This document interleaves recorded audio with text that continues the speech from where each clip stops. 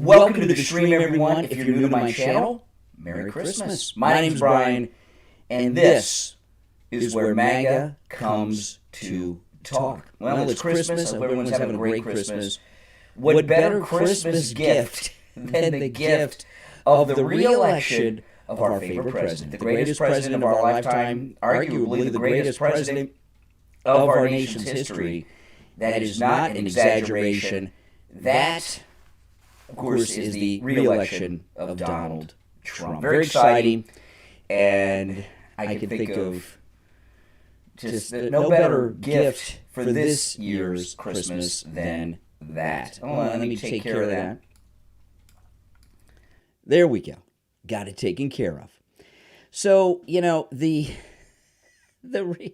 re-election of Donald Trump is such an incredibly beautiful thing, and everything that President Trump is talking about is just beyond imagination great. I mean, the things that President Trump has been talking about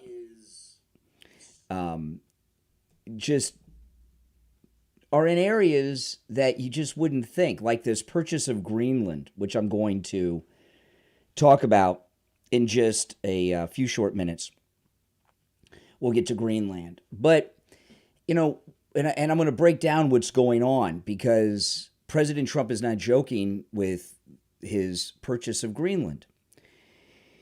Here's the deal, guys. Okay? Here is the deal. Americans, you and I, we're MAGA. If you're MAGA, you're already, you're thinking right. But we've had a couple generations of Americans that have been completely brainwashed by our education system, by our media. And the media doesn't include just the news. It's television, movies, music. We have a couple of generations of Americans that have been brainwashed to think that America first is wrong and immoral. They believe, for some strange reason, that the United States owes a debt to the rest of the world. And if you're putting America first, you're some kind of terrible person. Well, here's the reality of the situation. America doesn't owe a debt to anyone. In fact, the world owes us. Right? We defeated the Nazis with the Russians in the Second World War at great loss on both sides. And when I say both sides, I mean the United States and Russia, both sides of Germany, right? Eastern Front, Western Front, boom. The United States and the Soviets defeated Nazism, freed Europe, liberated Europe, defeated fascism. The United States has given democracy to the world. We're the oldest democracy. Not only did we save Europe, but afterwards we rebuilt it at incredible costs, right? The Marshall Plan. The United States, in today's dollars, who knows how much we spent rebuilding Europe. And then we've spent over 75 years continuing to defend it through this con of NATO. We give foreign aid to the world at levels that are beyond imagination. The United States not only is the most advanced and powerful country militarily, we're the number one economy in the world. We're the largest economy in the world. And we're the largest consumer nation as well. So the United States, whether it's the military or the economy, the United States is the engine that is powering the entire planet. And that's the way it is. And the days of America paying for the world with Donald Trump and our MAGA movement, those days are over, man. They're completely over. And the rest of the world, I know they don't like it, because they're putting their country first. Well, Donald Trump's putting America first. Now, the Gen Zs and the millennials, that think that America owes a debt to the world because they've been brainwashed so much. Well, we've got to educate them a little bit. And everything President Trump is talking about and everything that he's doing is putting America first. And for a lot of people, it's uncomfortable to put America first. We're not used to it.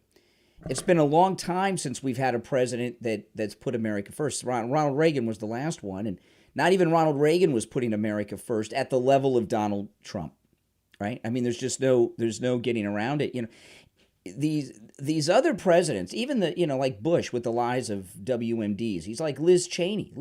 The way you hear Liz Cheney talk is how George W. Bush and Bush 1 were. I mean, this is just how they were. They feed their donors.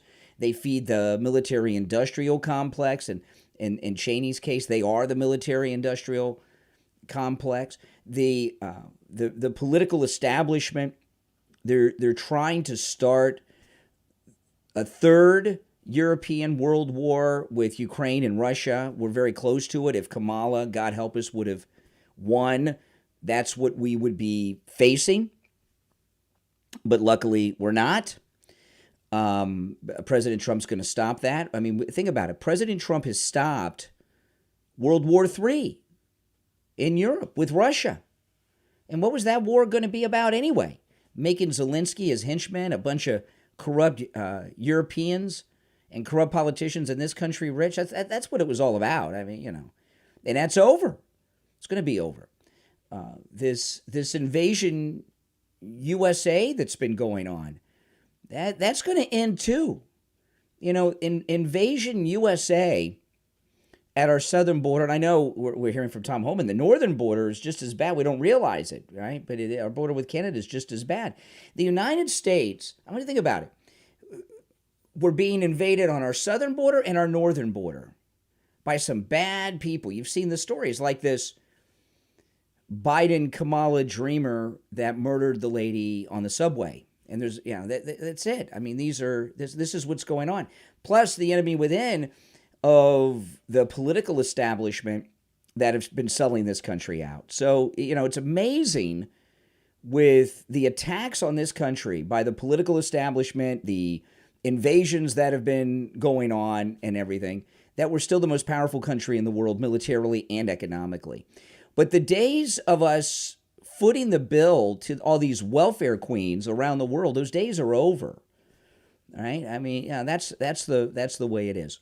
Welcome. If you're just joining, I'm Brian Craig. This is where MAGA comes to talk. This is my studio at home, which I haven't been using that often, but I'm going to start to use it a lot more. I'll talk more about that later in the stream.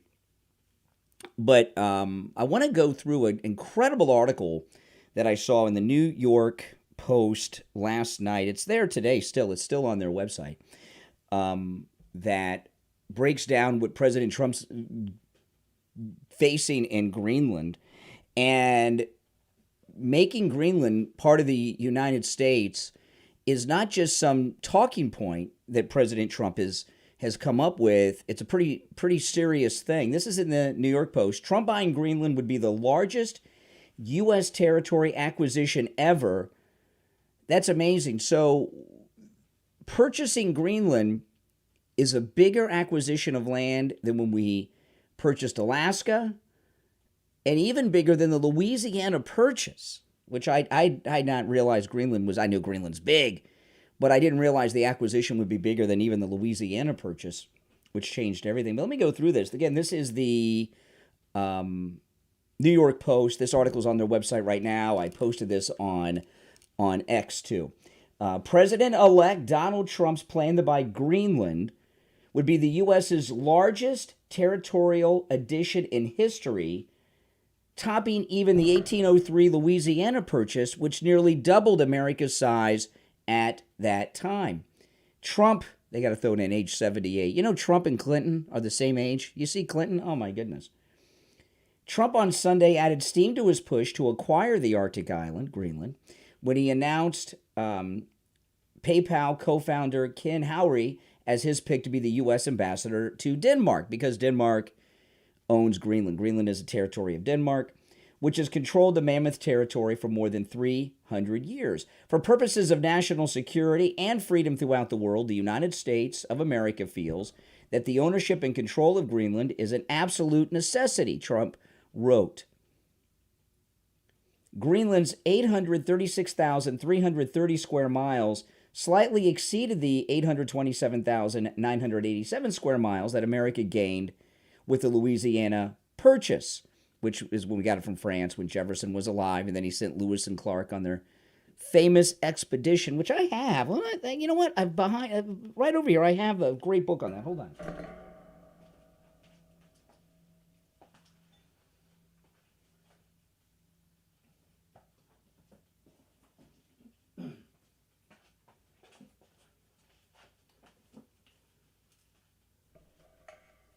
Here it is. I knew I had this book here. Hold on, let me show this to you.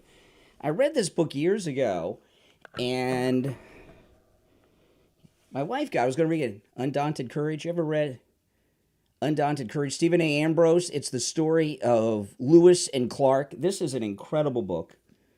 I read this book, I don't know how many years ago, 20 or more years ago. And I don't know if I'm going to read it again or get the audiobook, but Undaunted Courage. Stephen A. Ambrose was a great writer. He wrote Band of Brothers, which everybody knows. Okay, so let's get back to this. The proposed Trump administration move would top President Andrew Johnson's 1867 Alaska Purchase, which was 591,000 square miles, too. The thing with Greenland, in this article, get into it in a little bit. Greenland has a lot of natural resources, like Alaska. And look at how, we bought Alaska not really for the territory, but for the resources. I don't know if Andrew Johnson knew that there was oil there. Was oil important? I don't know, in 1867. But, look at how the leftists have stopped us from exploiting the great natural resources of Alaska. I bet you Greenland's the same thing. I bet these European leftist socialists over there are like worse than our leftists here, and have probably stopped a lot of the exploitation of the resources of Greenland. Well, we'll find out. All right, so let's get back to this. Hold on, let me see here. Okay. Most of the, and the population's much smaller than I ever thought, but the way this would go down is really quite possible for Trump to pick up Greenland with the way things operate with Greenland and Denmark. Listen to this. Most of the sparsely populated Greenland's 56,000 residents are Inuit. Now, Inuit, that's like Eskimo, right? They call the Eskimos Inuits. They've been calling it that for a long time. So they're like Eskimos in Greenland. So we already have a whole bunch of Eskimos. How many Eskimos are there? I don't know. Todd Palin, Sarah Palin's ex-husband, he's Eskimo. He's Inuit. But there's only 56,000 people that live in all of Greenland. Now listen to this. Most of the sparsely populated Greenland's 56,000 residents are Inuit, related to other indigenous groups along the northernmost fringe of Canada and Alaska, and in principle have been given permission by Copenhagen under a 2009 law to sever ties with Denmark if they so choose. So what this means is, I know the Prime Minister of Greenland forever, it's Greenland, it's not up to the Prime Minister of Greenland if they become part of the United States. The 56,000 residents, and a lot of them are kids, probably can't vote, but the 56,000 residents of Greenland would vote and decide, do they want to stay a part of Denmark, or do they want to become a part of the greatest country ever, the United States of America? 56,000. That's a small group of people. They just have to get them to vote. Well, Trump's been working on this, okay? This isn't just something he posted. In 2019, then President Trump floated his interest in buying Greenland, okay? I remember that, and people kind of laughed. He says it hosts important radar and weather installations, but the idea was swiftly shot down by Danish and Greenlandic officials. A year later, the final year of Trump's first term. Don't you like that they're actually saying that in the media now? I and you, we've all been saying it for a long time, Trump's first term. But now this is actually, I think, the first time I've seen in print, this is the New York Post, but this is the first time I've seen in print in any of the mainstream media them talk about Trump's first term, because we got the second one that hasn't happened yet. A year later, during the final year of Trump's first term, aides within the White House and Treasury Department took a closer look at how to make the purchase of Greenland happen, even identifying financial resources that could be used for the early phase of the project and crafting a blueprint for a diplomatic charm offensive, sources have told the New York Post. We were moving quickly on these things up until the final day, says a former Treasury Department official. Our hope was the Biden administration would pick up on this. We were poised to do something. This is amazing. Trump's aides, who previously worked on the plan, determined that the people of Greenland held the key and would need to be purchased. Would need to be persuaded that joining the United States was in their best interest. Well, who wants to? Would you rather be a citizen of Denmark or of the United States?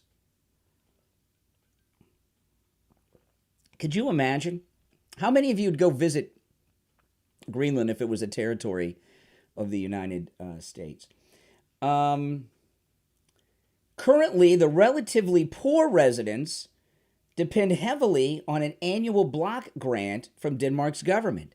So the people there, these 56,000, are living in poverty in Greenland. I'm hearing how rich Greenland is with all these natural resources. Denmark, like all the European colonial nations, are ripping Greenland off like the Brits were ripping us off. So I would think, if they think about it, they're poor now, but they're going to be rich. You know, I don't know, maybe Trump would set up a thing where there'd be profit sharing. Like in Alaska, the state of Alaska does profit sharing on oil profits with the citizens of Alaska. Alaskans get a check. I don't know how often. Any of you Alaskans get paid every year. I don't know how often the checks come. Is it once a year? I don't know, but they get a share of the oil profits from Alaska. Could you imagine? You know, they got gold and all kinds of things. And in Greenland, do you think these 56,000 residents would like to have a profit share in all the mining that's going on in Greenland? I think they would, if they're living in poverty, like it's being reported. Okay, let's see here. Currently, the relatively poor residents of Greenland depend heavily on annual block grants from Denmark's government. The roughly $500 million grant contributes about 20% of Greenland's GDP and half of the public budget. It's almost like an indentured servitude of old. Yeah, that's exactly where it is. Where the Greenlanders remain reliant on an economic subsidy that Denmark sends them and essentially have to bootstrap their way to a new future. They're asset rich and cash poor. So what they mean is Greenland has all these resources, but the people of Greenland don't benefit from them. Denmark steals them. I missed who he was earlier in the article. But anyway, his grandfather was deployed to Greenland in World War II. He's played a continuing role in helping win over the residents of Greenland. See, Trump's been working on this, including by bringing one of the island's top social media influencers, Jørgen Boesen, to the president-elect's Election Day watch party in West Palm Beach, Florida on November 5th. In theory, Greenlanders would be presented with a Trump administration plan to improve their economic standing and also ensure their continued self-government, followed by a vote on whether to accept that plan, which would then be ratified by Copenhagen's parliament ahead of a handover. But the 47th president, Donald Trump, that's right, they say will face an uphill climb. The Greenland's prime minister, blah, blah, blah. This Greenland prime minister sounds like a big sellout to Copenhagen to me. We're not for sale. We'll never be for sale. We're going to keep our people poor and send all the money back to Denmark. I don't think that's going to be too popular. It's most likely Greenland would have to be acquired through a compact of free association, similar to what the United States has with nominally independent Pacific islands, Palau, the Marshall Islands, Micronesia, with which each have United Nations seats but rely heavily on the U.S. I don't think so. I think it would be, Micronesia. Find it on a map. I don't even think I could find it. The Marshall Islands. I know they were important in World War II. Greenland's very important. You got to fly over to get to Europe. I bet there's a lot of money made with planes that fly over Greenland's airspace. There's a lot of military stuff there that we don't know about, and there's a lot of natural resources. Gold, natural gas. And I was reading about some other ores and things. I don't know if they mentioned any at the bottom of the article here, but what President Trump does, it's like what he did with Kim Jong-un.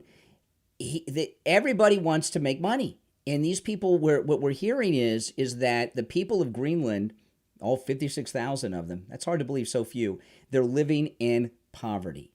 Trump's going to go there and share with them a plan that's going to make them rich. They're going to be rich.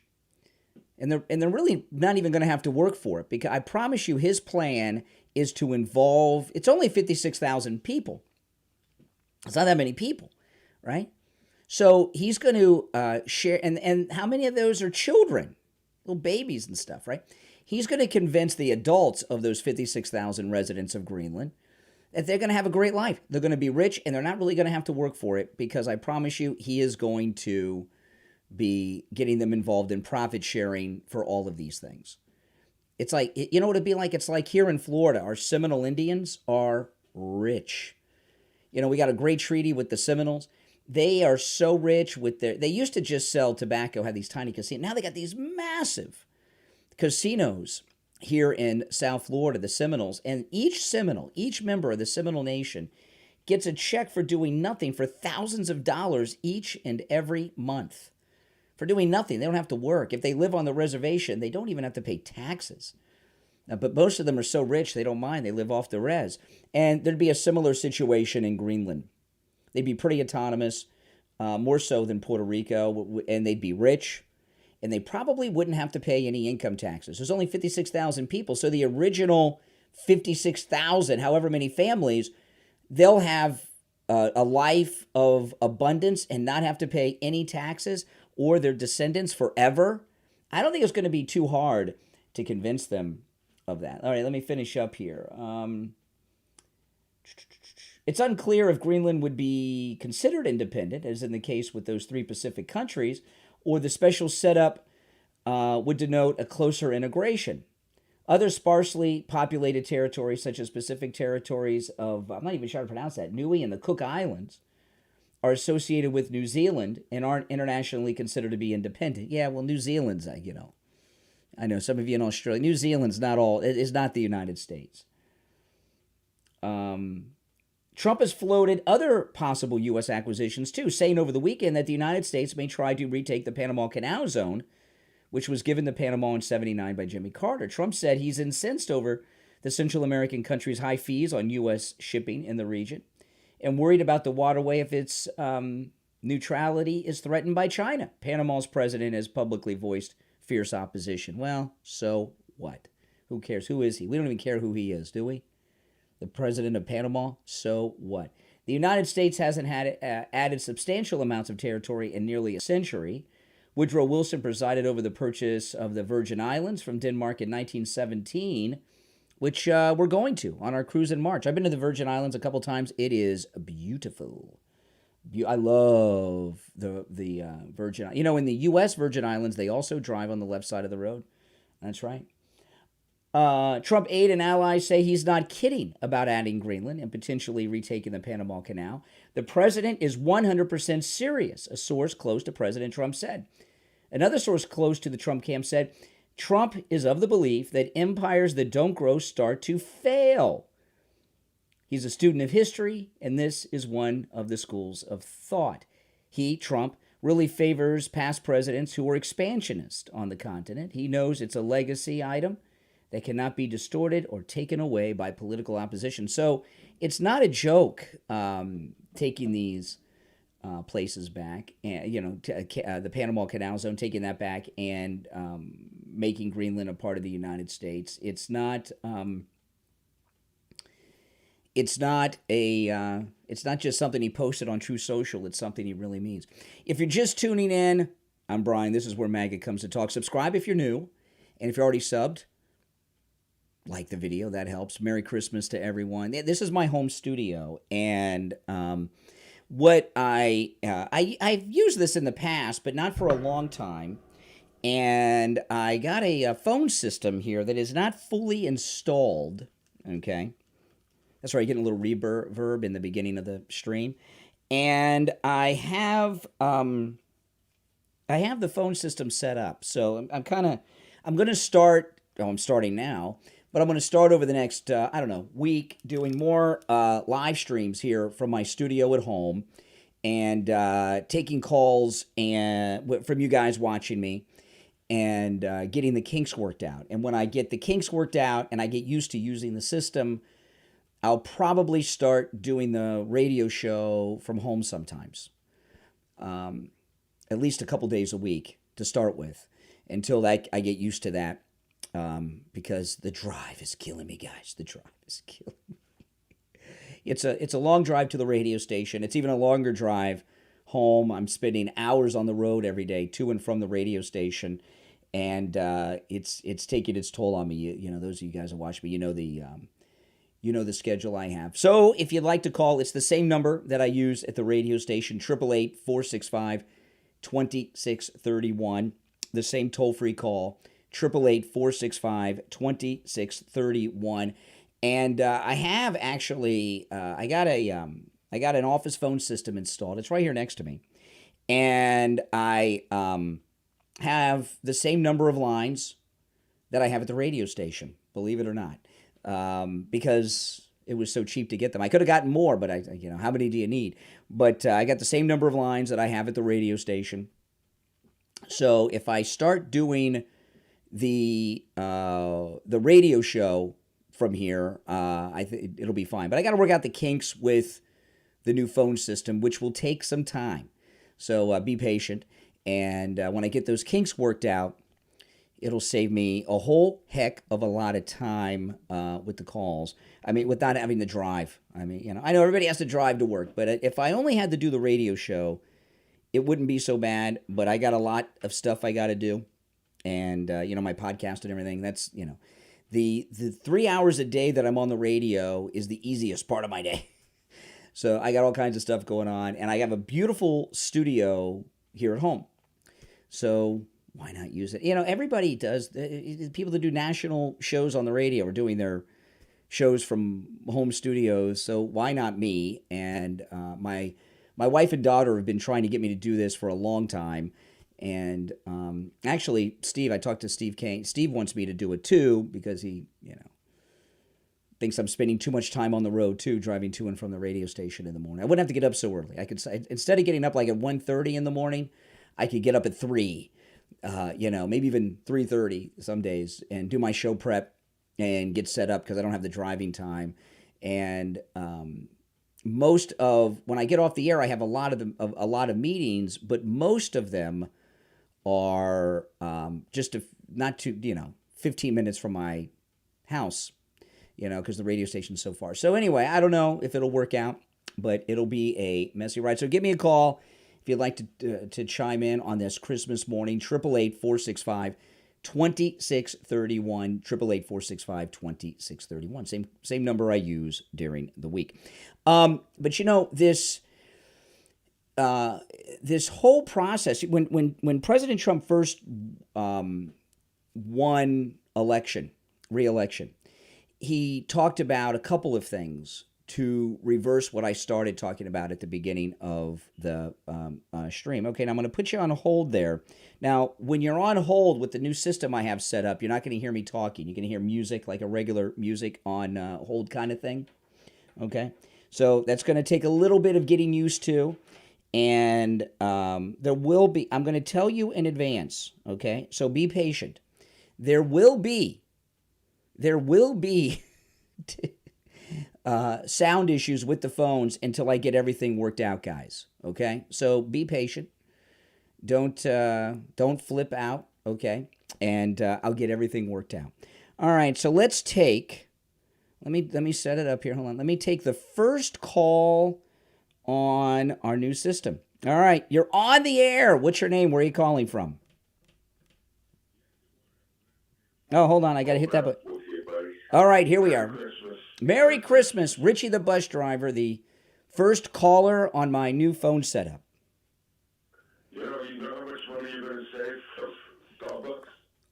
Well, I'll still drink Starbucks, but I'll save a lot on gas. Gas and Starbucks. I mean, you might might as well do it. I mean, it's crazy not to. I know. And it's probably just as good. I have a couple questions. Yep. President Trump, I doubt what he's doing. I think it benefits us. It benefits them. Greenland. But our reputation. What do you mean? Tarnished throughout Oh, the yeah. years. Yeah. With these foreign countries saying that the United States just sucks all the assets out of all these countries to make themselves great. Yeah. And that's why, so we have a terrible reputation on that. How do you beat that? I mean, that's the argument they're going to say. They're just going to exploit you like they do everybody else. Yeah, hold on now. To tell me I'm getting a little echo on the call here. Okay, let me turn that down a little bit. Well, you guys, okay, now I just made an adjustment so you guys can let me know when Richie starts talking how he sounds, okay? Because I'm not exactly sure how well it's going. I'm gonna have to work things out. You know, I'll move the phone around and stuff. I figure it's best to do this on a holiday. But sometimes, if you can make me sound like Frank Sinatra, I'll be happy. Well, I don't know if I can make. What you mean, dead? I don't know, but I know what you mean. You know, here's the thing, though. This is amazing because what we're going to find out. You know, I was talking at the beginning. Liberals believe that America owes a debt to the world, that we owe all these debts to everybody. Yes. And what we're going to find out is, what people are going to learn is not only do we not own a debt, but who the real exploiters are. This thing in Greenland. Well, we're already finding it out in this first little article, right? That Greenland is being ripped off by Denmark, right? Yeah. And that's real exploitation. That's the real exploitation that's going on, you know. But you're right. You know, the biggest opposition to this will be American leftists they're going to say, oh, he's trying to increase the size of the American empire and all these things.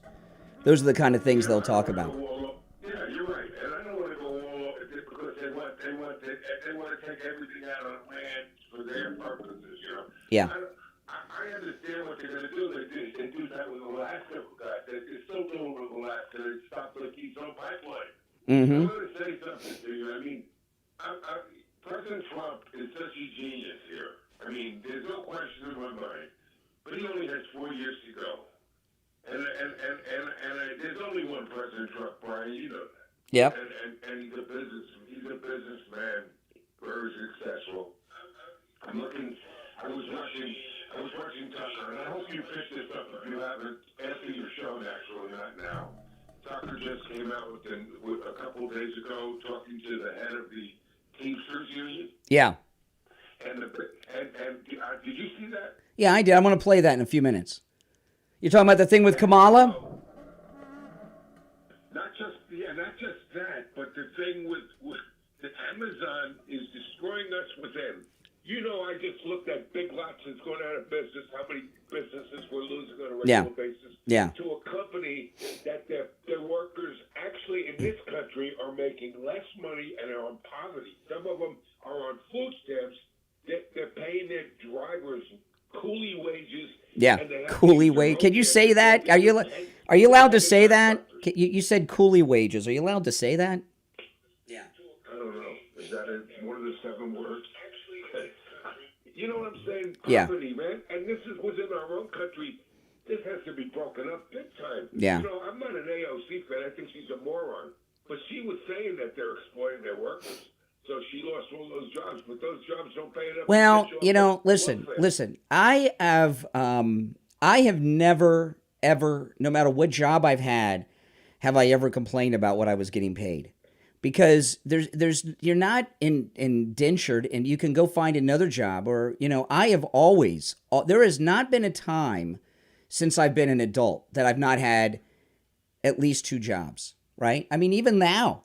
Right? I do the radio, I do YouTube, I've got my podcast, I got other things going on, you know, that you guys see.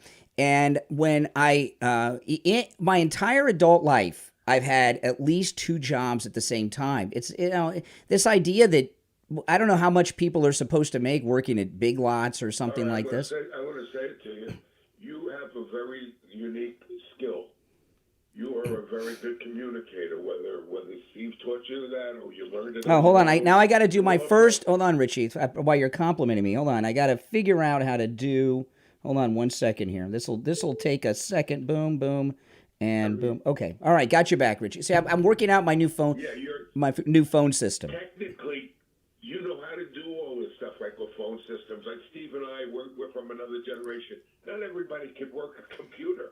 I mean, the skills, Richie. You listened to me when I first started on the radio. I sucked. Yes. Like 30 years ago. Skills, but you put on the board. You learn skills. You know how to run things. You learn skills. But here's the deal. When you in other words, I believe when you're putting other businesses out of business and you're ripping off the workers. In other words, yeah. What do you say to somebody that was working at Big Lots or and at Dubai? We're shutting the door. Every Christmas, I look at the list of retail brick. The malls are empty. The outside mall is just ridiculous. And Amazon's got trucks in my neighborhood every 5 minutes. Yeah, that's the way it is. But you know what? Listen. There's a progression, and I explained to you, right?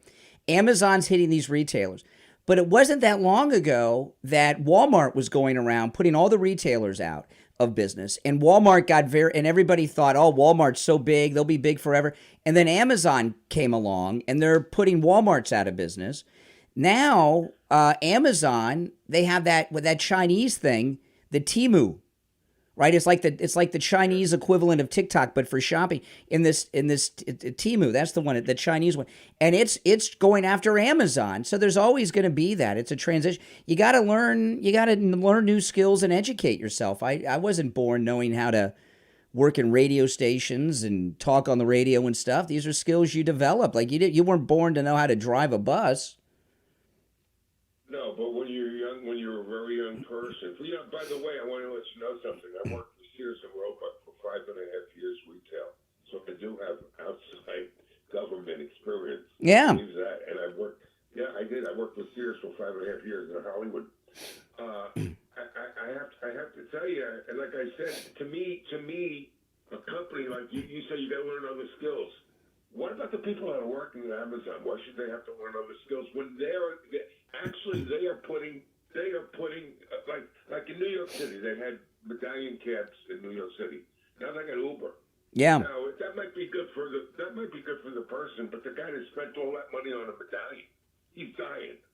That happened long ago. I remember when in the early days of the ride sharing, I can't remember, I guess Uber was first, but when that first started, there was a group of taxi drivers at the Fort Lauderdale airport who organized and tried to put together a private collective of taxi drivers to keep it going. And I'm sure those guys are all out of business. I mean, when is the last time anyone outside of, say, New York has been in an actual taxi cab? You call Uber, you call Lyft. It's a progression, you gotta develop. I mean, listen, when I first started, yeah. Go ahead. No, I can understand. No, yeah, I mean, that's just the progression. You just, as you grow older, you see the progressions happen. Hey, Richie, I appreciate it. I've been experimenting with the audio on my new phone system during our call, and I don't know if we got it worked out perfectly here by the end, but it's working. Hey, listen, you have a nice day, and you going to eat out today, by the way? My wife and I, we went and got takeout yesterday that we're going to heat up today. You got the wings. Yes, and they're in the refrigerator.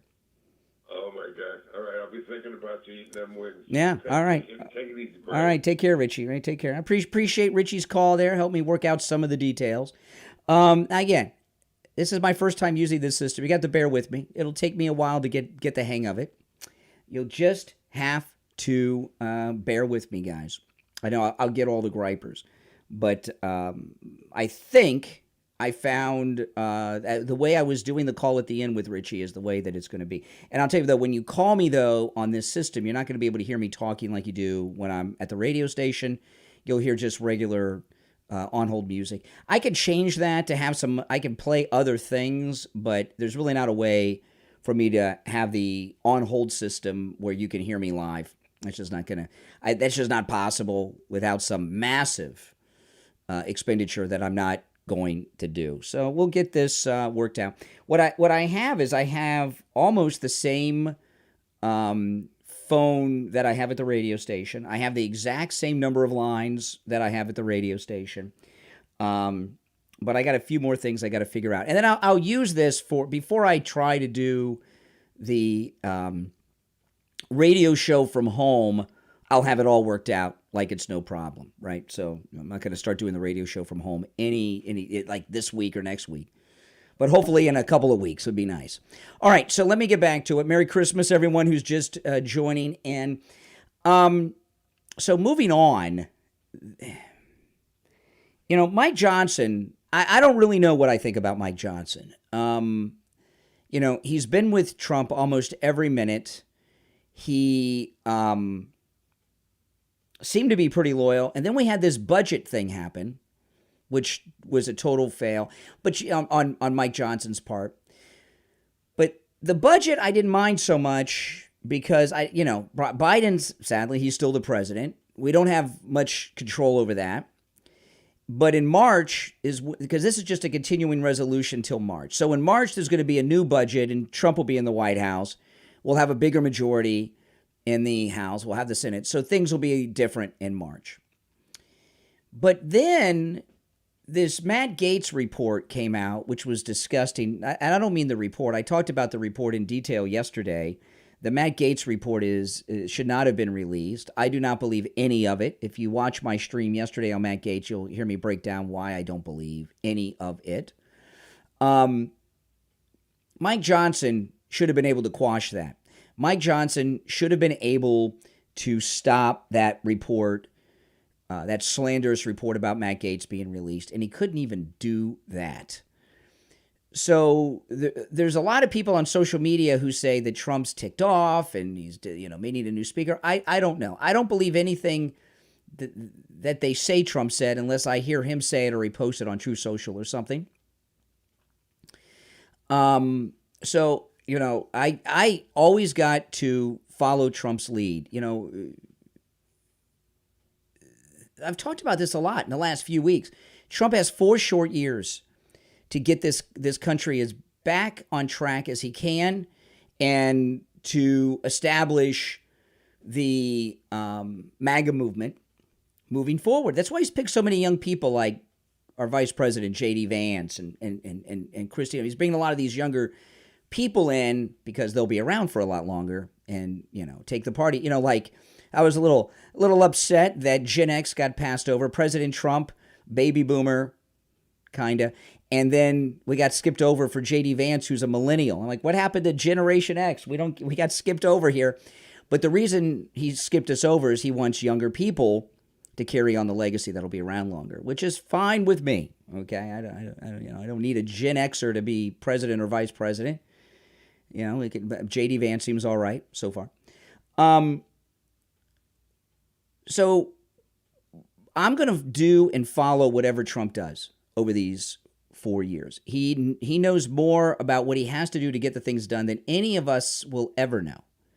So, and I've said this all along that President Trump is going to bring people into the mix that we do not like. And when I say we, I don't mean like the royal we, me. I mean you and me. There's going to be a lot of people that he brings in that we do not like. That's it, okay? And we're going to have to suck it up because President Trump is going to bring people in that we may not like, but he's going to get something out of it to further his agenda. So I am always going to follow whoever Trump brings in or whoever he throws out. I'm going to always follow Trump's lead. Now, that doesn't mean I'm going to be like that with our future MAGA people, like when J.D. Vance is president or something. I'm not going to just follow everything they do. Trump is different. Maybe I will follow everything J.D. Vance does. I don't know yet. He's untried.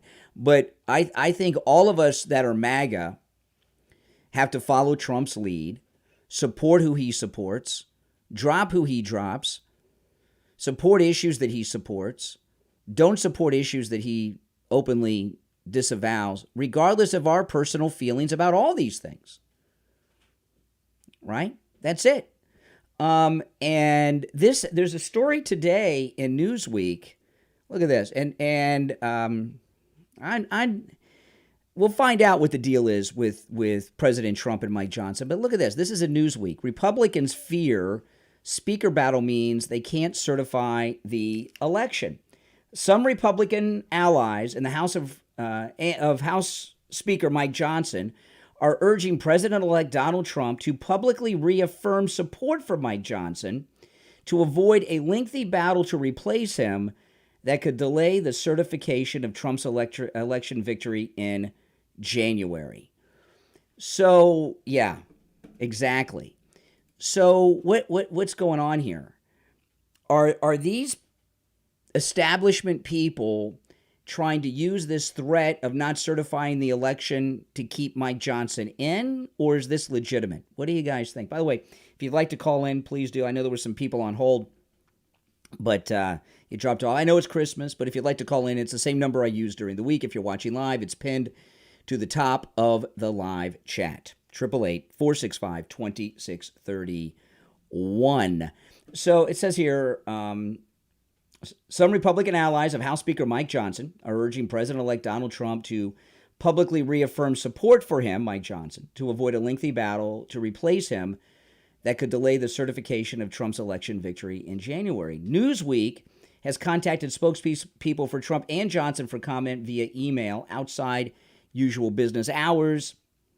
The first vote of the new House, when lawmakers are sworn in on January 3rd, is on electing a speaker. Then on January 6th, oh yeah, that's something we never really paid attention before. That's sort of, we just assumed, and January 6th will be a big day this year. The media will be freaking out on January 6th. I promise you, they'll have meltdowns and everything else.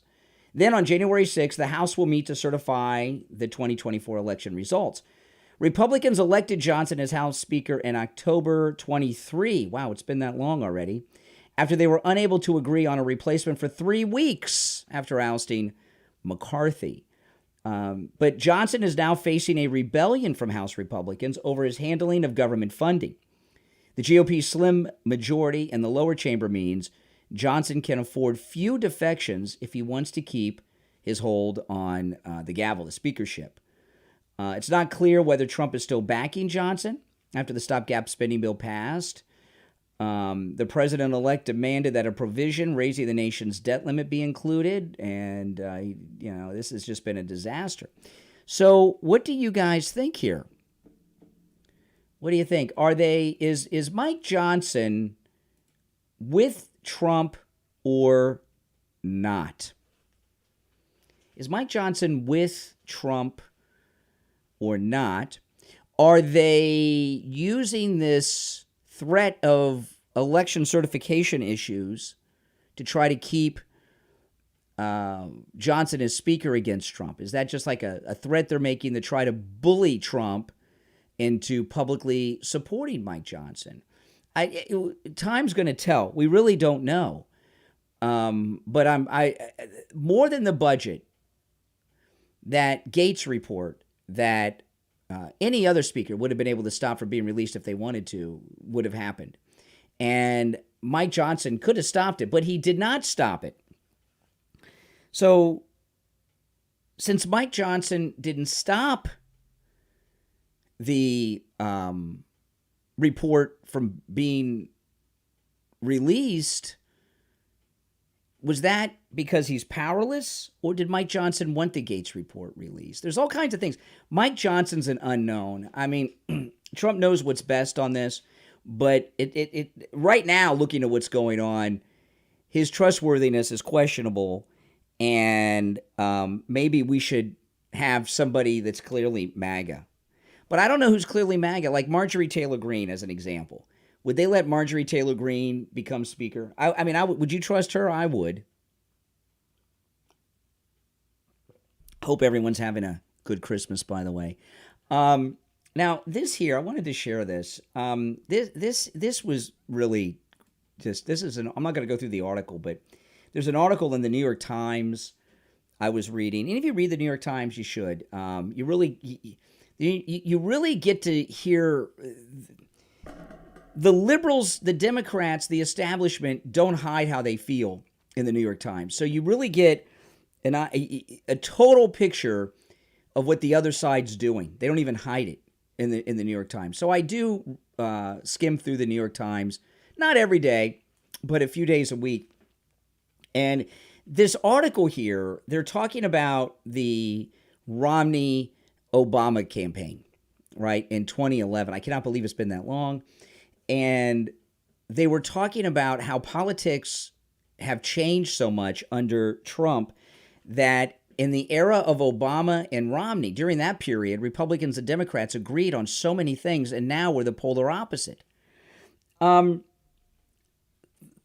not true, but it shows you how fake this article, this is on my X if you guys want to read it. It shows you how fake the differences between the Republicans and the Democrats were before Trump came down the escalator. Because Obama was a hardcore socialist. I know he seems a lot more reasonable now when you have people like AOC and Jasmine Crockett and these squadettes running around saying stupid things. But remember, Obama's behind all these lunatics. No, Republicans and Democrats, Obama was insane with his liberalism and his socialism. You know, the healthcare industry, which he was trying to nationalize, was 20% of the American economy with the Obamacare, right? But because we are apart now, because the establishment has lost control, they're coming out of the closet and saying, really, the Democrats and Republicans were partners. Now, there's a soundbite that I cannot play for you because they won't let us play it, but I did tweet it, and you can play this. This was it had to be from a few years ago. This is Claire Danes. I can't play it to you guys, but it's on X, and I did retweet it so you guys can go and check it out. Claire Danes, she was on Stephen Colbert's show, and she's talking about preparing for each season of Homeland. And if you guys watch I watched every season of Homeland, and I thought it was good, except that season in Europe sucked. But I watched all the other seasons of Homeland, and in fact, I rewatched it not long ago, and Homeland was pretty good.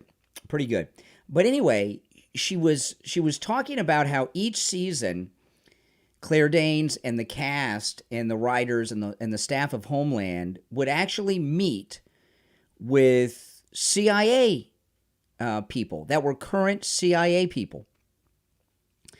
And she's talking to Stephen Colbert about how, because he asked her, well, what's like the most secret thing? What's the biggest thing they've told you?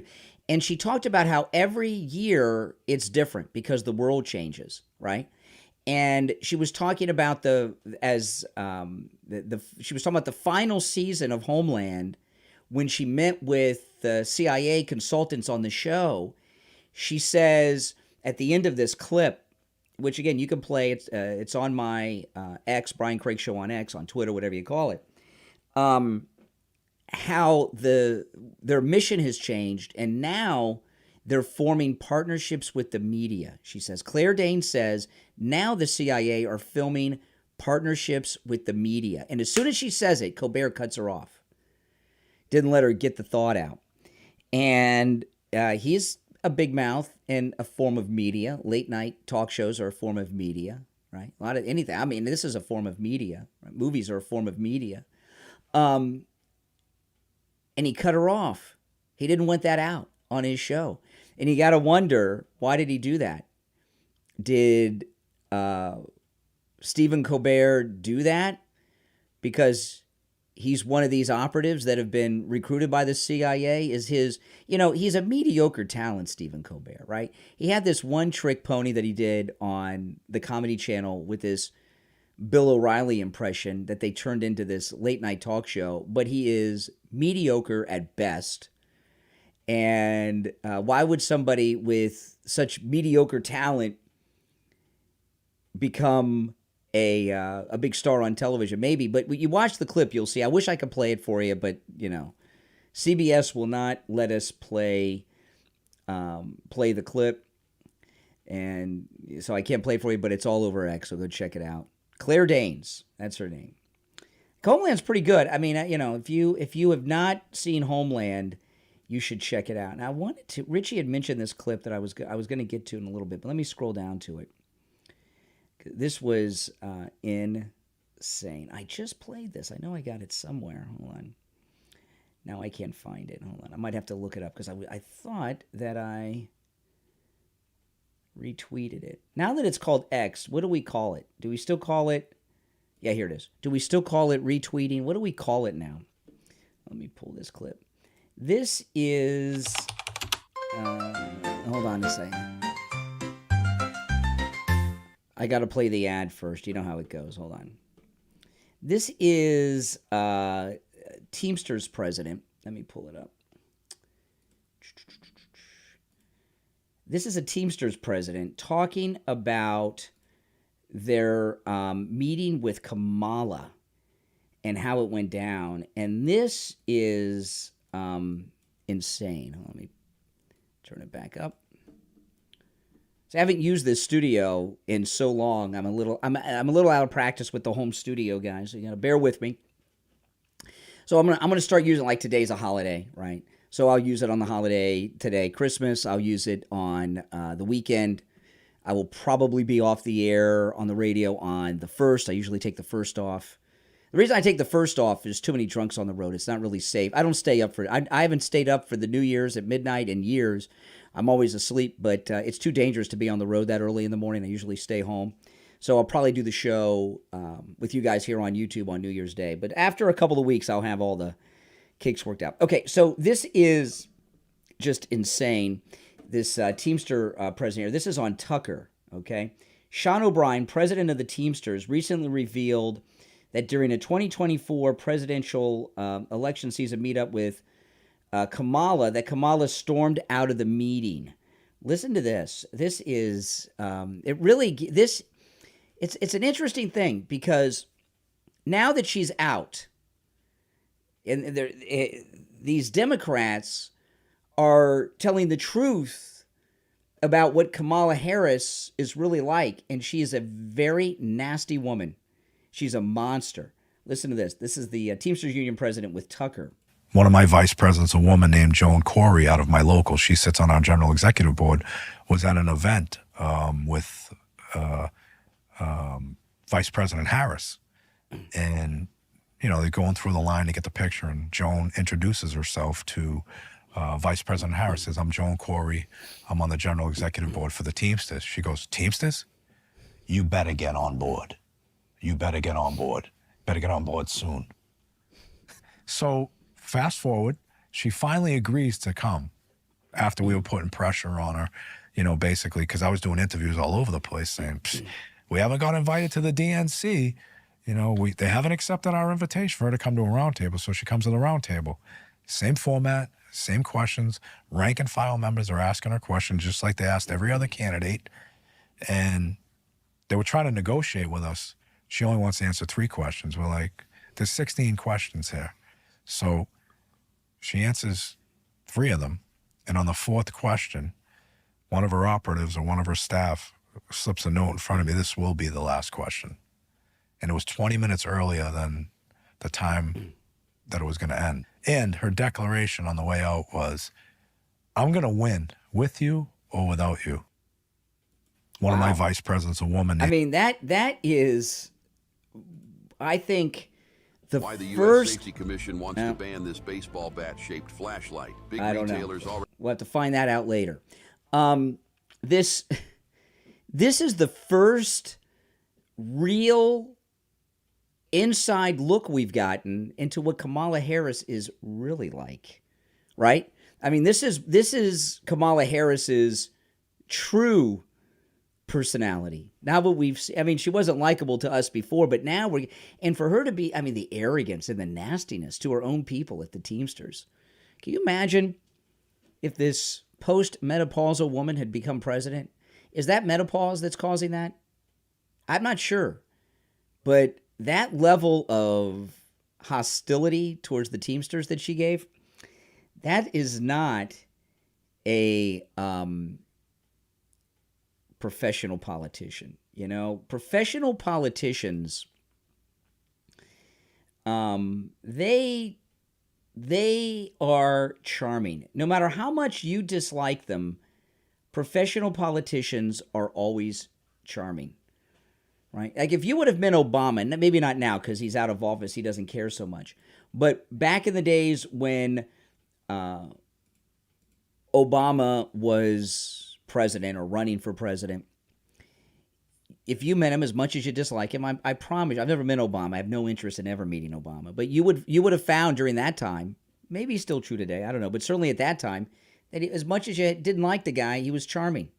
So that's all the presidents that are, successful politicians that rise to the level of presidency. In person, they're charming. I've met Bill Clinton a couple times when he was president and before he was president, and he was charming. They all are. Right? I mean, even if you go back, we were talking about Jimmy Carter with the Panama Canal. If you go back and you see Jimmy Carter had this thing when he was running for president the first time. He would go around and introduce himself to people and say, hey, nice to meet you. I'm Jimmy Carter. Nice to meet you. Remember all that? It was a big famous thing Jimmy Carter did. He was charming. Anti-Semitic disaster of a president, but he was charming. And Kamala Harris, the way this Teamster president is describing her, she talks like a truck driver. She's very entitled, very full of herself, and there was a lot of overconfidence there. She says to the Teamsters, I'm going to win this with or without you. I mean, you know what that is? That's a woman who rose to a very high level, vice president of the United States, and never really earned it. Everything was handed to her through her associations, mostly with men that she was fooling around with, probably. And she never really worked for anything. From the Willie Brown era up until where she finally reached, men just gave her these things because of her relationship with them. She never really ran for anything. So she never became a nice person or was charming because she didn't. When you meet these professional, and I've been a lot of members of Congress, senators, House members, governors, and I'm sure a lot of you have too. I've met multiple presidents. I have yet to meet a successful politician of any level, even at local levels, that aren't charming. Because to win elections, you have to be that. Kamala Harris, well, we know how she got where she was, so she just didn't get to it. And there was this we're not going to have Kamala Harris talk about too much longer because she's going to be retired to a life of drunkenness. But I saw this video. This really cracked me up. This guy got Kamala Harris to autograph his body, and then he went and got it tattooed. Look at this. See that? She's autographing his arm. And then after this, he had her signature tattooed. I retweeted that. I said, this isn't going to age well. Why would he have the tattoo of a loser on his arm? Look at that. That is, and I know he thinks with all these tattoos that he's a man's man. I don't have any tattoos, guys. He thinks he's a man's man. I'm here to tell you, if real men are going to get a tattoo on their body, it's not going to be a tattoo of a Democrat. That's just the way it is. You get a tattoo of Trump. Yeah, if you're into tattoos, you want to be manly with your tattoos, get one of Trump, but not of Kamala. And I'll tell you another thing, too. I'm very surprised she signed this guy's arm. I've been with celebrities where celebrities have been asked to sign people's body parts. And I've never seen them so readily do it. In fact, Trump, there was a woman who came up to President Trump at an event. A lot of you probably have seen this. You can probably look it up too. And she asked Trump to sign on her body. He did it, but before he did it, he asked her husband for permission. And the husband said yes, and then he did it, right? Remember that when it happened? But this guy here, he's going to have to go through life with the tattoo of a loser on his arm, right? Yeah, that's right. She lost second. She's not even historic in her run. She's the second woman. This is her historical note in history. Kamala Harris is the second woman to lose the presidency of the United States to Donald Trump. So that'll be that. So she's not even the first person to do it, which would give her a higher place in the history. She's not even going to be in the history books. Well, I hope you guys are all having a Merry Christmas. I'm just trying to get used to the new studio here. You know, do you guys like my home studio? Do you like this setup better than what I use at the radio station? I even have, like, if I got to take a commercial break and I got to step out, I've got some things to switch to. Got that. I'll be right back. Here's another one. It's got the chat over it on that one, but this is the one I'd probably use most of the time. You guys like that one? You know, so I got my daughter set this whole thing up. I got a great setup here, and it works out pretty good. I like it, and it's what's cool about it is I don't have to drive anywhere, right? This is the studio where I podcast from. All the commercials you hear on the radio or on my podcast. I use this microphone. And this microphone, I was telling Mike at the radio show, I've had this microphone since 1998. I've got all kinds of microphones here. This is my favorite one. Since 1998, I've had this microphone. Oh, okay. So I'm sorry. I missed those of you calling in. I apologize. Hold on. People have been calling, and I turned the ringer off. And I wasn't looking at the phone. See, when I'm on the radio, I've got the phone over here in front of me so I can see when calls are coming in. And a bunch of you have been calling in, and I've been missing your calls because I have the phone off to the side. This used to be my daughter's bedroom, and it's been converted into my studio. All right, so we've already taken one call from Richie. Let's take another one. All right. You're on the air. What's your name? Where are you calling from? Hi, Mike. Merry Christmas. This is Nick from Baltimore. Hey, Nick. Hey, those of you that have been calling, I apologize because I see I got a whole bunch of missed calls here from you guys because I didn't see the phone. I got to move the phone where I can see it ringing. So I apologize. Hey, Nick. Thanks for calling. Merry Christmas. Well, Merry Christmas to you and everybody. Merry Christmas to Richie. Listen, I wanted to say one thing about Richie for a second. I want to thank Richie because he was a bus driver, right? Yeah. And, without the bus driver, being disabled, I wouldn't have gotten to school or to work all these years without bus drivers. So, Oh, okay. I just wanted to say that because... Well, you guys heard me say many times, I used to ride Richie's bus. He doesn't remember me, but I remember him. I used to ride his bus before I drove, before I had a car in middle school and the first year or so of high school. I used to go to the mall or sometimes the beach, and I would take the bus, and I would take Richie's bus. Yeah, it's cool, and you guys knew each other for a long time, and you know each other, and the thing about bus drivers, I know Richie's probably the same way, and thank you because he's also a veteran, but those bus drivers, they know where everything is. They know directions and where you get. Richie's bus, okay, if you're in, his bus only went two ways. In South Florida, all the roads are east, west, north, or south. It's almost a perfect grid. And if you can remember where the beach is, you'll never get lost in Florida. And Richie's bus just went all the way west, and then it went all the way east. Then it went all the way west, and then all the way east. So he didn't have to worry about directions too much. He just had a straight line to drive on. But I get your drift. I bet you the guy still knows where everything is, though. Maybe. So what do you think, though, about me doing the radio show from my home studio, Nick? What do you think? It's a good idea? I love it, yeah. I love it. Be better for me. It'll be a lot easier on you, too. And, oh, my goodness. It'll be a lot easier on Kathy. Yeah, it'd be a lot easier on me. Yeah. I got to a couple things I got to work out. I got this new phone system. This is the first time I've used it. It just got switched on yesterday. So, and I missed, I don't know, like 10 or 15 of you guys called in the last half hour. I'm sorry. I did not know. I had the ringer off and I had the phone over here. I missed all the calls. And I got to figure out how I'm going to connect Steve to me here. But after I figure that out, I'll be good to go. It sounds great. So I'm all for it. But I wanted to mention one thing to you, two things. You're talking about Kamala Harris, and I also wanted to talk about the attitude of the country now. I'll close with that. But, I had managers at Social Security that were just like Kamala Harris. And no one What do you mean? They were, she was on a power trip. And that's what Kamala Harris, reminds me of.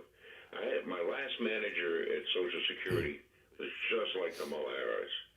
She was a bossy kind of, she was nasty. Nobody really liked her, didn't like to work with anybody, and it had to be her way. It was like being a dictator. Mm-hmm. And that happens with people who are kind of immature. Yeah. Don't have the seasoning and the depth to be in management positions. Well, with Kamala, the point I was trying to make about Kamala, I don't know if I articulated it well. It is Christmas, and I've only had a little bit of coffee. Usually by this time I'm like on my 6th shot of espresso. But Kamala, we all know how she got where she is. She didn't get, she didn't become attorney general, senator, or vice president because she won over voters. She had a lot of she had a lot of connections with men. Some of them we know were married, and the party bosses, and they made her attorney general and all these things. So when this Teamster president, I mean, that's the real personality. She's so stupid. She doesn't know that she doesn't know really how she got where she is because she's so stupid. She's like, what she is? She's like a successful OnlyFans girl. Right. And see, it speaks to that arrogance. It's what I was talking about before, where the way she talked to the Teamsters president. Mm-hmm. I'll win this with or without. Well, she didn't. She didn't win. So, so the proof is in the pudding. All right, Nick. Well, I hope you guys have a Merry Christmas.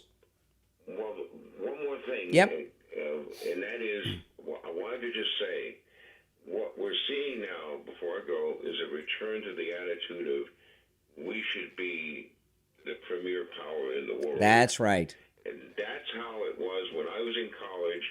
I had a bunch of veteran college professors, and that was their attitude. When the Columbia spaceship with the shuttle went up, I remember being in my diplomatic history class, there's a guy named Dr. Kerr, and he said, "Ladies and gentlemen, do you understand the significance of what just happened?" Yeah. And he meant the Columbia went up, and we went so far ahead of the Soviet Union at that time. With a reusable spacecraft. It was a big deal. Right, and it's that attitude of we are number one, and we should be number one instead of taking a back seat. And that happened under Obama, and that's why we're in the mess we're in. But we're coming out of it now with President Trump. So Merry Christmas. And to all a good night. Yeah, I appreciate it. Good to talk to you, Nick. Okay. Yeah, guys, I am I'm working out the kinks. Doing it live with you guys, working out the kinks. I'm gonna have to move the phone system in front of me so I can see the calls coming in, and got to figure out a couple things. Just to add on, before I get to this next story about President Trump, I just want to add something to what Nick was talking about, this idea of putting America first and what a big deal it was when the first space shuttle took off and these things. When I was growing up, and I think might be the last generation that had this experience, it was America was number one, America excellence. Now they're taught a bunch of negatives. Let me give you an example. My wife and I watch a lot of old movies at night. We like to watch old movies before bed, Turner Classic Movies and all that. And I like them. And I was watching, I haven't finished watching it yet, but I was watching a Gary Cooper movie, Sergeant York. And if you don't know who Sergeant York was, he was a great American Army hero in the First World War. He captured 130-some Germans in a single day. Hold on, call, put you on hold. Now, when you're on hold on my new system that I have, you're going to hear music. You don't hear me. So if you're on hold, hang in there. Say, I almost missed this call. And so I was watching this, and I was like, I wonder what the real story is of Sergeant York. I haven't thought about Sergeant York in a long time. And I went on YouTube, and I watched a great documentary on Sergeant York. And they even interviewed his grandson. And I thought, well, this is it. I learned a lot of things about Sergeant York, which were pretty interesting. And you know how the YouTube algorithm works? You start getting all these videos recommended to you. Maybe that's how you found me, right? I was recommended to you. You get all these videos recommended to you based on your watch history.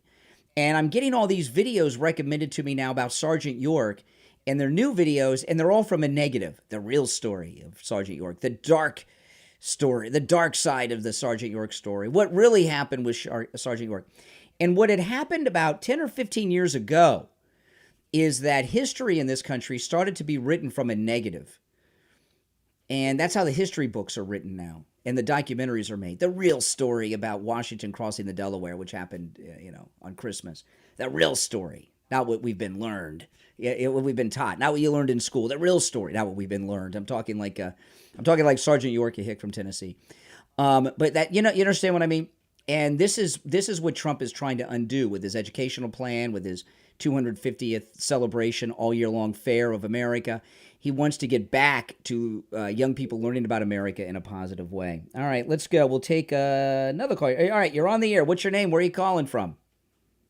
Hey, Brian. It's JJ from Mass. Merry Christmas. Hey, JJ. Third call on my new phone system that I'm still working the kinks out on. It's awesome.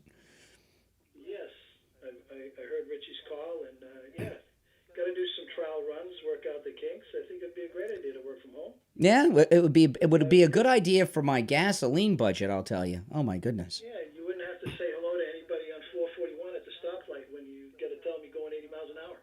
Yeah. You got to say. That's true. That was a crazy story. That's true. Listen, I think, anyway, I've done my share of going 80 miles an hour on 441, but many years ago. But that being said, just, Merry Christmas to you, everyone listening. And I did want to mention one thing. You've had some good subjects today, but yesterday you had, I think it was Never Trump or Steve had called in. Oh, yes. And he was talking about Gaetz. And, we had talked about this, you and I, or I had brought it up maybe a month or maybe 2 months ago, talking about Joel Greenberg, the Seminole County tax collector. Mm-hmm. And how they basically tried to frame, how they set Gaetz up. And, one of the things I forgot to mention that as a Seminole County, as a tax collector, this guy actually had the ability and authority to do driver's license. Mm-hmm. And he apparently, this girl who was 17, he was the one that was, the guy ended up pleading guilty to 6 felonies. And this is, Never Trump or Steve had made it seem like he had some evidence that might be. Well, what Never Trump or Steve had, he brought up a name I'd never heard of, and I didn't bother to look it up. It was Christmas Eve after it all.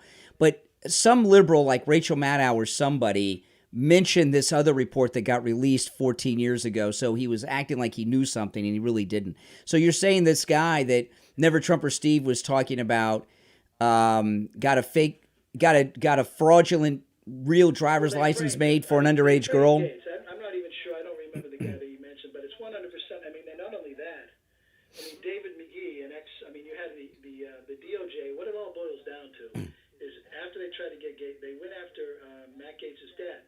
Mm-hmm. They tried to get Matt Gaetz' dad to cough up $25 million so they could go rescue an ex-FBI agent who was doing some undercover work for the CIA in Iran. And they wanted to try to rescue him, and that's how they were going to get the money, by getting it out of Gaetz' dad, and then thereby Gaetz' father would give him, they'd get Biden to pardon him for this supposed sex crime, which never happened. Yeah. It was all a con job, the whole frigging thing.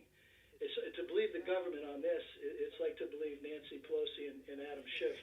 Well, and they're not done with Matt Gaetz. Matt Gaetz, and let me, there's a story that, I'm not going to go through the story, but there's, I tweeted this. It's in the Daily Mail today. Matt Gaetz shares a private note President Trump sent him after this report was released. So after this report was released the other day, President Trump sent Matt Gaetz a note of support.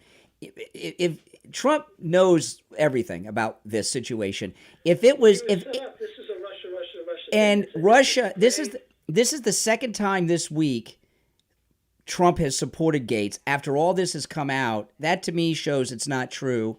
But they're not done with Matt Gaetz, and this is all Kevin McCarthy and his minions. If you go to the Drudge Report, I saw earlier this morning on the Drudge Report, I'm sure it's still there. I don't think they're updating too much on Christmas. That is he still going to? Let me pull it up and see if I can find the story while I got you here. They had a few stories about Matt Gaetz on the Drudge Report, and I don't go to the Drudge Report that often because it's become such a liberal hack place. Let me see if I can find it. Okay, yeah, okay. There's a bunch of stories on Matt Gaetz. Now, first off, they have a photo of him that makes him look like Satan. Will Gaetz skate is one story. Could face serious criminal charges over ethics report. I saw a story that's on the Drudge Report. I saw a story last night where they were talking to a Florida sheriff as to whether or not they could pursue charges against Matt Gaetz for the things in this report. I mean, give me a break. Yeah, they're piling it on pretty heavy. I mean, this guy, Joel Greenberg, he's doing 11 years. He pleaded guilty to, sex trafficking, wire fraud, conspiracy, identity theft, stalking. I mean, the guy's doing 11 years. And David McGee, who's an I think it's Stephen Alford, and a gentleman by the name of David McGee, I think, was the one. If you remember, he ended up on Tucker Carlson. Gaetz goes on Tucker Carlson, and and everybody thought he was crazy because he's talking about somebody's trying to extort his family or extort his dad out of money. And this was on Tucker Carlson back when he was on Fox. Yeah. And everybody thought, well, Matt Gaetz has lost his mind or whatever. And I'm like, well, no, Matt Gaetz is saying that. What the hell is really going on? Mm-hmm. And they were literally trying to get $25 million out of the dad. And really, this is all because of Joe Greenberg trying to cough up, he went to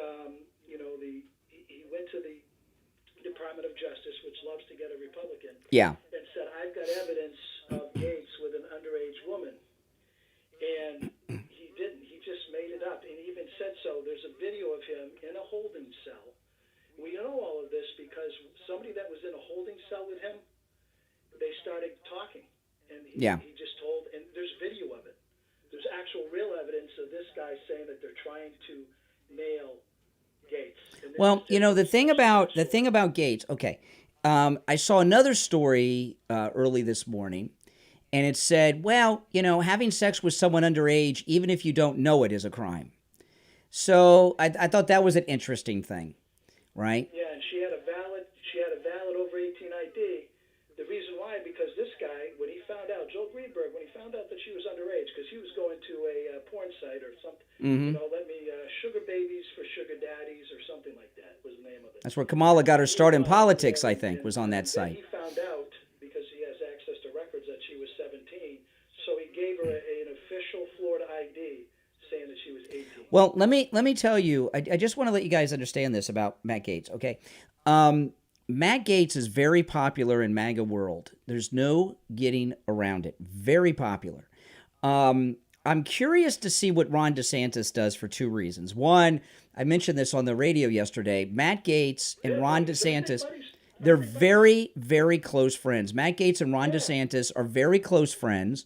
In fact, I bet you that Matt Gaetz is the one that got Trump to start looking at DeSantis because they were so close friends. Matt Gaetz helped Ron DeSantis do debate prep for his debates. And if you watch, he was losing weight at the time, Matt Gaetz, and during the debate prep with DeSantis, he's on a treadmill, walking a treadmill while he's doing his playing the Democrat with DeSantis. So I'm waiting to see DeSantis's reaction to this, which I haven't seen any comment, and I don't know if he'll appoint him senator or not. But this is what people got to understand: Florida's Republican Party bosses is Jeb Bush. The Bushes, Jeb Bush, as MAGA as Florida is, and I know the president's here and everything else, but the Republicans that control the Florida Republican Party are not. It's not Trump. It's these Jeb Bush Republicans. That's how they got the law changed so DeSantis could run for president without resigning as governor. Okay, so I'm waiting to see DeSantis's reaction to see if the Republican establishment in Florida are going to prevent him from running for governor or senator, which he would win. I think it's going to be a long process, longer than I hope, but to really weed out people that are still, because it's easy for them to hide the Republicans that are is American First, MAGA. Now, if they're going to give their vote to MAGA just so they can go along to get along and stay in the party, that's okay. But I would really prefer to have people that are voting because they feel it in their heart and soul, not because they want their wallet to get fed. Yeah, that's right. So what do you think? You think I could get by with this, doing the radio show a couple days a week like this? I think you could, absolutely. It's your voice. The show, basically, Brian, it's your voice. So if you get the audio stuff worked out and you can patch Steve in and this and that. Well, how's it sound at this point? How's it sounding to you at this point? It sounds a little different. And I don't know how to explain. Oh, you mean me talking on the phone to you? Distant. It's like you're. Well, no, the phone. Yeah, the phone audio. A little distant. Yeah. I mean, as far as my phone goes. Yeah, but I'll watch the stream when it's over. I can hear you though. Yeah. I can hear you, but you sound. It's like you're a little bit too far away, but I can still make it out. Okay, well, it's good enough. If it's good enough for that, I'll have to see what it sounds like on the stream. I got a couple things I gotta work out, but believe me, I'm gonna get them worked out. You'll get there. The only tech. This is my home studio that I'm in. This is actually a green screen behind me, if you're wondering. I'm sure most people know. I actually called you last Christmas. Oh, okay. I called you last Christmas on Christmas Day, and I told you I thought you were a good man, and I still think so. That's right. All right. Hey, listen, good to talk to you, man. Take care. You too. Bye. All right. I appreciate it. Well, listen, everyone, I hope you all have a very Merry Christmas. My name's Brian. This is where MAGA comes to talk. And I don't know, I might be back. You never know. I may be back later today. You never know. My daughter is actually coming home for Christmas. She's not home yet. She called us last night, and at the last minute yesterday, just yesterday afternoon, late in the afternoon, she called and told us that she was going to come home this weekend. So my daughter's coming home for Christmas, but she's not home yet. So it's just my wife and I. So we're glad our daughter's coming home. I'm excited. Well, listen, thanks for watching. If you're new, subscribe. If you're already subscribed to the channel, do me the favor of liking the video. That helps a lot. Everyone have a Merry Christmas. I'm Brian Craig. I'll see you next time. Take care.